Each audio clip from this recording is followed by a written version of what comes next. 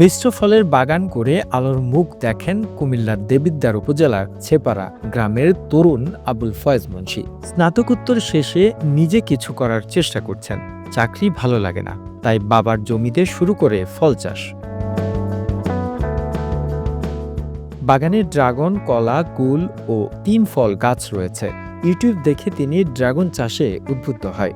২ বিঘা জমিতে ২,০০০ গাছ লাগিয়েছেন। খরচ হয়েছে ৬.৫ লাখ। এই গাছগুলো ৩০ বছর পর্যন্ত ফল দেবে। সবকিছু ঠিক থাকলে ২ বছরের মধ্যে উঠে আসবে পুঁজি।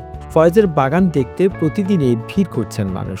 এই মালটা গাছ মূলত আমার এখানে 3 বছর হয়েছে। এই প্রথমবার আমি হারভেস্ট করতেছি মালটা। এখানে প্রচুর পরিমাণে মালটা আসছে, সব ফরমালিন মুক্ত মালটা। আমি চাই যে এদিকে এলাকার মানুষ ফরমালিন মুক্ত ফল খেতে পারে, সকলের প্রতি আহ্বান রইল। আমার এই টোটাল প্রজেক্টের আয়তন হচ্ছে 20 বিঘা। এই 20 বিঘার মধ্যে আমার এই প্রথম শুরু করতে প্রায় 30 থেকে 35 লক্ষ টাকার মতো খরচ হয়েছে। এখান থেকে প্রত্যেক বছর মোটামুটি ভালোই ইনকাম হয়। আমার এখানে 10 জন লেবার আছে, তাদের খরচ টরচ দিয়ে মোটামুটি ভালোই প্রফিট থাকে। বাগানে কাজ করেন 15 জন শ্রমিক। মাসিক বেতন ধার্য করা হয়েছে 15,000। উদ্যোক্তা দেখেও আরও অনেক কৃষি উদ্যোক্তা আর এটার প্রতি আকৃষ্ট হয়েছে।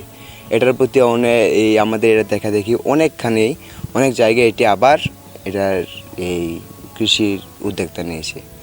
এই সাধারণত আমাদের এই বাগানের ফল অনেক রসালো এবং মিষ্টি।